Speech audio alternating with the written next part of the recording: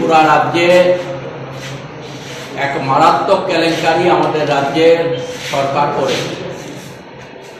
আপনারা দেখেছেন ইতিমধ্যে আপনাদেরই পত্র পত্রিকায় প্রকাশিত হয়েছে যে আমাদের রাজ্যের একজন মন্ত্রী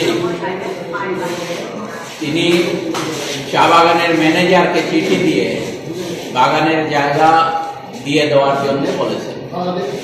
আমাদের দেশে প্ল্যান্টেশন লেবার অ্যাক্ট বলে যে আইন আছে, সে আইনে চা বাগানের জমি কেউ নিতে পারে না, কিন্তু দেখা গেল এই সমস্ত কিছুকে লঙ্ঘন করে এখানে মন্ত্রীর, আমরা বলবো যেহেতু মন্ত্রী চিঠি দেওয়ার পরেই এই বাগানের জায়গা দখলের কাজ শুরু হয়েছে, বাগানের চা গাছগুলো তুলে দেওয়া হয়েছে, তাতে কোনো না কোনোভাবে এই মন্ত্রীর সেখানে সহযোগিতা আছে বলেই আমাদের মনে হয়।